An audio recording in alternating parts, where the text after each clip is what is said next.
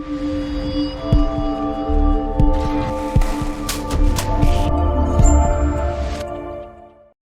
up, everybody, and welcome back to UE5 BP Guru. We're back in the day before series. It's been a while, I know. So a lot of you who have been waiting for this series to kind of return or do an update video, I think it's about time I did one, to be honest. So where are we with the project? Well, between life and other things getting in the way, it's taken me a little bit of time to actually allocate some time to the day before series. In the last couple of episodes, we looked at storage and replication of that, and the system that I used to replicate what the day before had wasn't the best for replication in terms of multiplayer. So I'm having to rethink how we're going to do our inventory, to be honest. But I'm hoping to look at that relatively soon. So what have I been doing? Well, a lot of planning is been part of it, but also I've been dealing with kind of like the shooting and stuff, which I will show you all momentarily. I've basically been working on shooting for rifles and pistols and reloading, and dealing damage to players, which is kind of still in the progress of being done. So that might not be perfected until, for a few more weeks, but we'll get there. And I've kind of basically been deciding what to do with the project because, look, I can't go and just completely rip off the day before. It's got to be different in its own right because, look, I don't want to get a slap on the wrist from somebody else. So I need to kind of decide how to take this game into a generalized release for you guys, and what kind of differences are we going to have compared to the day before. So I've been kind of working out what to do. I'm taking a look at lots of different games, not just the day before, and kind of trying to decide, where can this game go that will fit into its own nice little niche. And the one conclusion I kind of came to was, maybe we should take what the day before did, where you load into a server,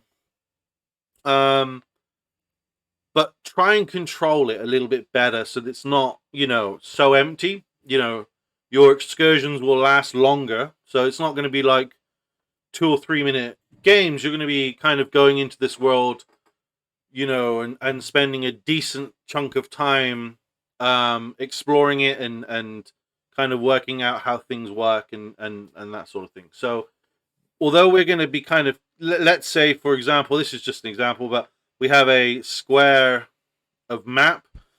The idea is that it's not overly big that you never see anyone, but it's big enough that you physically have to kind of explore different areas and loot and look for items and things like that.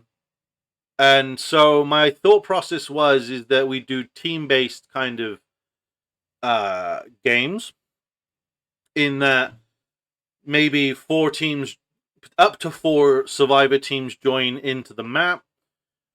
Teams of maximums of 6, so you can have up to 6 of your friends, or quick play and join other teams to create the 6, or you could go with less. You could go with like 4 people if you didn't want to do quick play and gain other players in your team.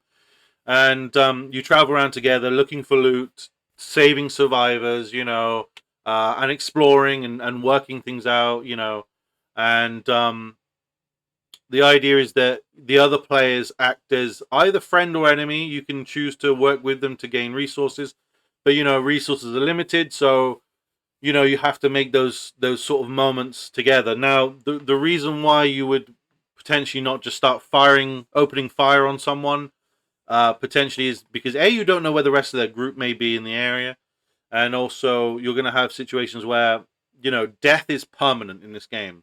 You will pick your character. It can be whatever. We could randomize it or do a character creation or whatever, right? It doesn't matter in the grand scheme of things. But that character has traits and levels and all that sort of stuff, builds that you build upon as the game goes on, as you level up. If you spend a long time playing the game and you die at level 50, you're going right back to level 1.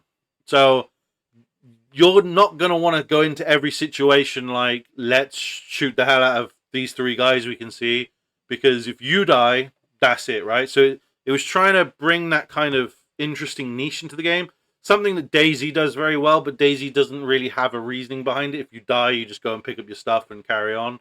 Whereas I kind of wanted it to be more impactful, you know, so that you create these kind of player-driven moments more often where, you know, you're talking to other players as opposed to just running in and gunning and trying to get the loot. I want to go a little bit more advanced in zombies as well. I find zombies in games are very much just player, let's kill, right?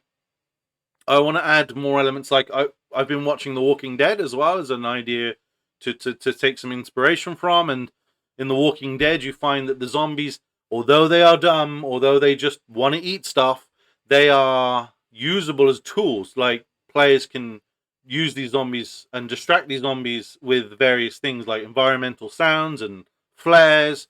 You know, if you have this situation where you're being pinned down by an enemy group and you have a flare and you throw a flare in the direction of this other survivor group, I want the zombies to be distracted by that and go towards the flare. So you have these moments where you can use zombies to create moments where you're distracted. That's what I'm aiming for. Like, it's easier said than done, and working in multiplayer is incredibly difficult, so things don't always pan out.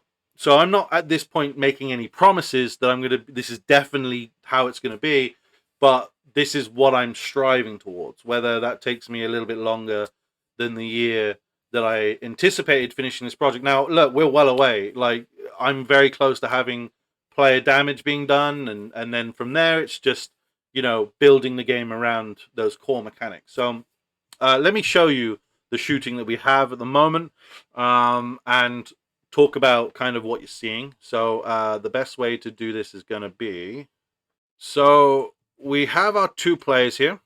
You can see all the movements still the same. We can run and jump and do all that fun stuff in game. We can now pick up weapons. So if I pick up this pistol, I can aim it and fire, like so. This could be very loud, so I apologize if I'm drowned out a little bit here, because I've actually got some gun sounds and stuff.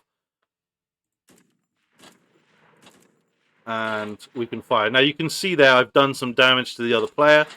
I've also kept this realistic sway. So the bullets, what you find typically in games is that the bullets start from the gun, but they go where the camera is looking. So you have these awful scenarios where you could be aiming upwards and the bullets just go in some crazy directions that realistically aren't real, you know? So I've kind of done it instead that it goes directly from the gun to wherever the gun is aiming. So if you look here, the gun isn't being pulled up with my camera angle, so it's only going so far up. So you actually only have this kind of maybe 90-degree angle, maybe actually more like 45-degree angle from where your player is standing, where they can actually shoot within that window. So it's going to make some very interesting situations where having the high ground is actually going to be more beneficial to you, because you can actually aim down a little bit better, whereas aiming up isn't as, like, the highest you can see the highest there is it's going to sort of maybe 1 or 2 floors off the ground. So if you have a building of like 4 floors, it's going to be really interesting. I might change that and add a bit more of an angle to the aim offset, but for now it's much more realistic in terms of what's happening here. We've also got reload animations going in. I'm still working on some of them, like the pistol doesn't have one. If I get the pistol out, it doesn't actually have a reload animation, it just does the reload. Yeah, you should be able to see, if I go onto the other player as well, you should be able to see that you can see the muzzle flash, and that's kind of how it looks at the minute. And that's kind of how the weapons look. So if you look at the other player's character, you can see it's all fully replicated as well. The red line's a debug. I should have turned that off, to be honest, but I didn't. And so yeah, so the shooting is near enough there. It's just adding in a few more reload animations and setting up some more shooting animations. And of course, you know, there's a few other bits to go in and tweak as well. So coming along quite nicely. The next thing I'm working on is player damage, and of course, the death animation side of things. Both players can damage the other player.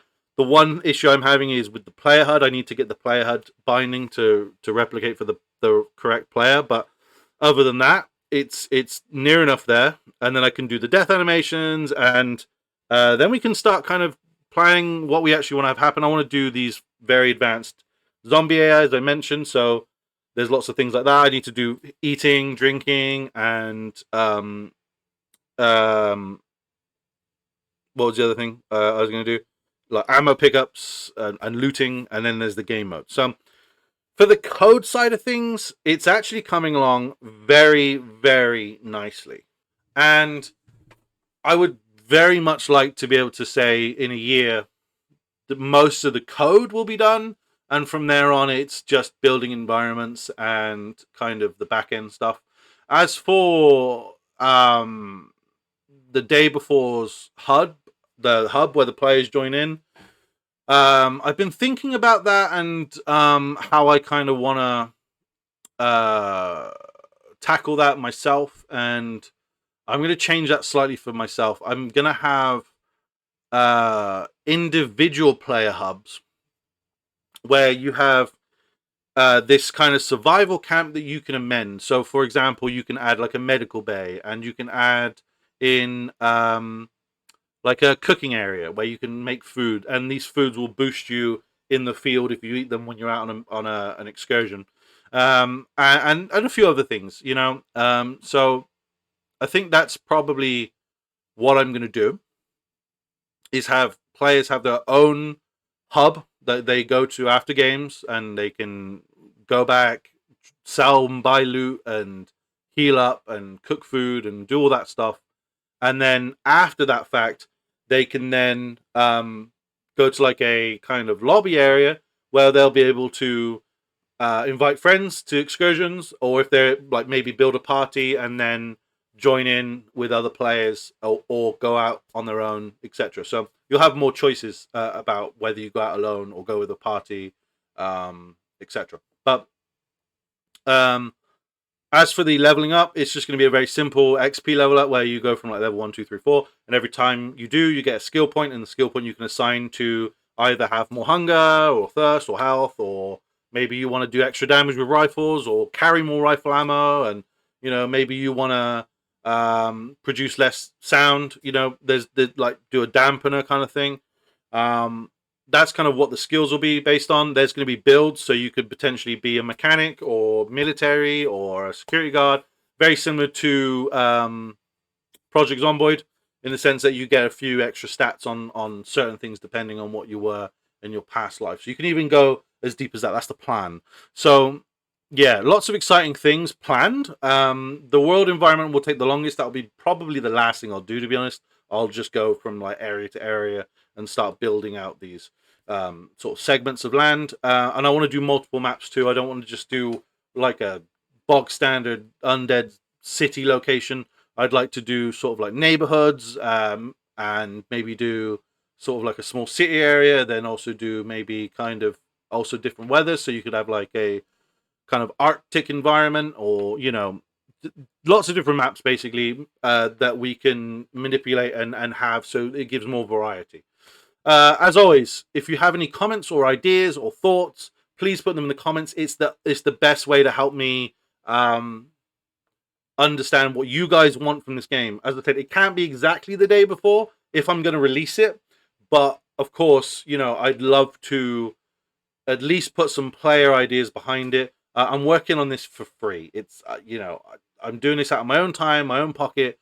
So having your guys kind of input would be a huge help in helping me understand the best course of action to take with this game, as always. But if you're new here, like, subscribe, and I will see you in the next update. Thank you so much. Much love. Take care. Bye.